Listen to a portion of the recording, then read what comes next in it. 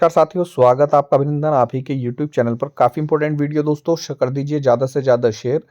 जी हाँ, स्वास्थ्य और चिकित्सा शिक्षा मंत्री हैं आपके डॉक्टर धन सिंह रावत। राज्य सरकार का लक्ष्य है दोस्तों सभी राज्य के मेडिकल कॉलेजों में 100% स्थायी फैकल्टी नियुक्त करना है। तो वहीं आपके दोस्तों वैकेंसीज निकलने वाली है आपके हल्द्वानी, देहरादून, अल्मोड़ा, हरिद्वार, रुद्रपुर और पिथौरागढ़ में 27 संकायों के तहत असिस्टेंट प्रोफेसर के लगभग खाली 365 पदों पर भर्ती की जानी है। और यही नहीं दोस्तों, यहाँ पर अलग अलग पदों की वैकेंसी डिटेल्स भी दे रखी है। इन विभागों में फैकल्टी की होगी भर्ती। राज्य के medical college anatomy, biochemistry, blood bank, forensic medicine विभाग, असिस्टेंट प्रोफेसर के 8 खाली पद। इसके अलावा फिजियोलॉजी, पैथोलॉजी, माइक्रोबायोलॉजी, डेमेटोलॉजी, 6 फार्मालॉजी में अलग अलग वैकेंसीज होंगी। अभी दोस्तों शिक्षा विभाग के बारे में भी देख लीजिएगा,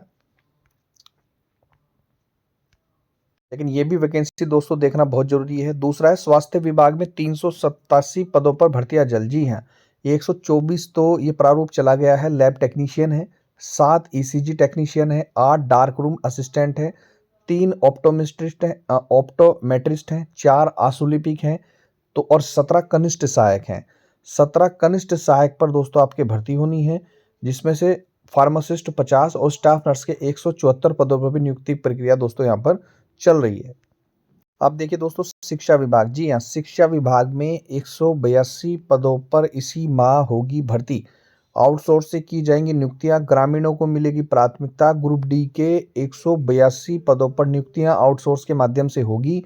विभाग इसको प्रयाग पोर्टल पर अपलोड करेगा। जिस भी भाई को प्रयाग पोर्टल पर रजिस्ट्रेशन करवाना है, इस वीडियो के डिस्क्रिप्शन में मैसेज सेक्शन में मेरा व्हाट्सएप नंबर है, कमेंट करके जरूर बताइएगा। ग्राम पंचायत के स्कूलों में स्थानीय बेरोजगारों को मौका मिलेगा। अगर उस ग्राम पंचायत में अभ्यर्थी नहीं है तो संबंधित ब्लॉक के व्यक्ति को प्राथमिकता दी जाएगी। ये कहना है मुख्य शिक्षा अधिकारी के.एस. रावत जी का। बहुत से बच्चे बोले थे कि सर ग्रुप डी भर्ती नहीं आएगी। दोस्तों ऐसा नहीं है, ये मुख्य शिक्षा अधिकारी जी कह रहे हैं, के.एस. रावत जी। जिले में माध्यमिक के 124 शासकीय, 29 अशासकीय और प्रारंभिक शिक्षा के उच्च प्राथमिक के 986 विद्यालय हैं, जिसमें से लंबे समय से दोस्तों परिचालक या स्वेच्छक के पद रिक्त चल रहे हैं, लेकिन सेवानिवृत्ति के बाद भी इन पदों को भरा नहीं गया। तो राज्य सरकार ने शिक्षा विभाग के अलग अलग कार्यालय और विद्यालयों में सर्जित जो है चतुर्थ श्रेणी के खाली पदों पर परिवर्तित करके नियुक्ति करने के लिए शासनादेश जारी कर दिया गया है। ये लाइन पढ़नी बहुत बहुत जरूरी है कि मृत संवर्ग को आउटसोर्स में परिवर्तित कर दिया गया है।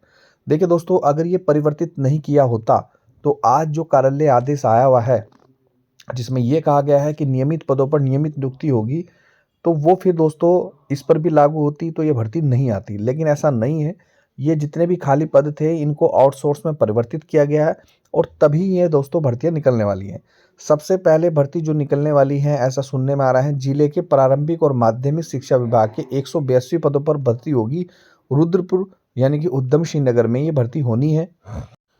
दोस्तों ये चतुर्थ श्रेणी पदों पर भर्ती में देरी से जो शिक्षा मंत्री जी खफा हो चुके हैं। देखिए यहाँ पर उन्होंने साफ साफ कहा, शिक्षा विभाग में चतुर्थ श्रेणी के 2364 पदों पर भर्ती प्रक्रिया शुरू नहीं होने से खफा शिक्षा मंत्री ने डॉक्टर धन सिंह रावत ने अफसरों से कड़ी नाराजगी जताई है। खफा मंत्री ने यहाँ तक कह दिया कि प्रक्रिया में अनावश्यक देरी बर्दाश्त बिल्कुल नहीं की जाएगी। इसके लिए जल्द कमेटी गठित करें और सप्ताह भर सेवा शर्तों का निर्धारण कर भर्ती प्रक्रिया शुरू कर दें। सप्ताह भर का मतलब है 7 दिन या 8 दिन। अब देखिए दोस्तों, शिक्षा मंत्री डॉक्टर धन सिंह रावत ने यह भी किया, सप्ताह के भीतर चतुर्थ श्रेणी कर्मियों की भर्ती प्रक्रिया शुरू कर दी जाए। तो उन्होंने अधिकारियों से प्रयाग पोर्टल और सेवा योजना विभाग से समन्वय स्थापित कार्मिकों की योग्यता और सेवा शर्तें तय करने के निर्देश दिए हैं। बहुत से भाइयों को क्या हो गया कि सेवा योजन कार्यालय का रजिस्ट्रेशन समाप्त हो गया, क्योंकि उसकी वैधता 3 साल हो गई है। वो उसी को आईडी को लगाकर ही प्रयाग पोर्टल पर रजिस्ट्रेशन कर रहे हैं, जो कि दोस्तों गलत है। आपको दोबारा से फिर आपको प्रयाग पोर्टल पे आईडी बनानी पड़ेगी, क्योंकि वो मान्य नहीं होगी। इसलिए मैं हमेशा बोल रहा हूँ और पल पल की आपको न्यूज़ दे रहा हूँ कि आप जो सेवा योजना विभाग में डिटेल्स डाल रहे हैं, वो कम से कम 8वीं या 10वीं पास होनी चाहिए और प्रयाग पोर्टल पर भी 8वीं और 10वीं पास होनी चाहिए। ऐसा नहीं है वहाँ आपने कुछ डाल रखी, प्रयाग पोर्टल पर आपने, देखिए प्रयाग पोर्टल पर तो आप योग्यता कम और ज़्यादा कर सकते हैं, लेकिन सेवा योजना विभाग में जो डिटेल्स डालेंगे वो तो वही रहेगी, एज इट इज़ रहेगी।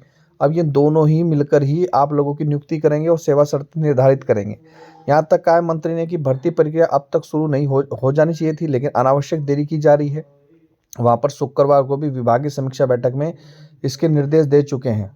विभागीय स्तर पर भी अधिकारियों को कमेटी गठित करने के निर्देश दिए हैं ताकि भर्ती प्रक्रिया के दौरान आपसी समन्वय बना रहे। उन्होंने सतर्कता के साथ सेवा शर्त बनाने के निर्देश दिए हैं ताकि भर्ती प्रक्रिया किसी तरह का गतिरोध ना हो। इसके लिए शासन स्तर पर भी अधिकारियों को पत्र जारी कर दिया गया है। मंत्री ने 1 सप्ताह के भीतर प्रयाग पोर्टल पर अभ्यर्थियों से आवेदन आमंत्रित करने के लिए कहा है। देखिए यहाँ पर साफ साफ लिखा है 1 सप्ताह के भीतर। तो मान के चलें दोस्तों, आपका 22 जनवरी या 23 जनवरी से ग्रुप डी के भर्ती के फॉर्म ऑनलाइन हो सकते हैं। ऐसी हमें आधिकारिक अभी कोई ऐसी पुष्टि नहीं हुई, लेकिन ऐसी हमें जानकारी मिली है विश्वसनीय सूत्रों से। तो आप प्रयाग पोर्टल पर रजिस्ट्रेशन जरूर करवा लें। मैं फिर बोल रहा हूँ, इस वीडियो के डिस्क्रिप्शन बॉक्स में है। किसी भाई को स्थायी निवास प्रमाण पत्र बनाना हो तो सभी डॉक्यूमेंट सेंड कर देना, हम बना देंगे। प्रयाग पोर्टल रजिस्ट्रेशन कर देंगे, संयोजन कार्यालय में आपका रजिस्ट्रेशन कर देंगे, जाति प्रमाण पत्र आपका अपडेट कर देंगे। तो जो भी सीएससी सेंटर से रिलेटेड कार्य हैं दोस्तों, क्योंकि अभी हाल ही में हमने सीएससी सेंटर ओपन किया है नया, तो आप लोगों को अगर फॉर्म बनाने हैं तो वीडियो को दोस्तों ज़्यादा शेयर कीजिएगा। डिस्क्रिप्शन बॉक्स में मेरा व्हाट्सअप नंबर है, कमेंट जरूर कीजिएगा। और इस वीडियो के डिस्क्रिप्शन में टेलीग्राम लिंक जरूर है, जरूर ज्वाइन कीजिएगा। मिलता हूँ नेक्स्ट वीडियो में। वीडियो देखने दोस्तों धन्यवाद। जय हिंद, जय उत्तराखंड।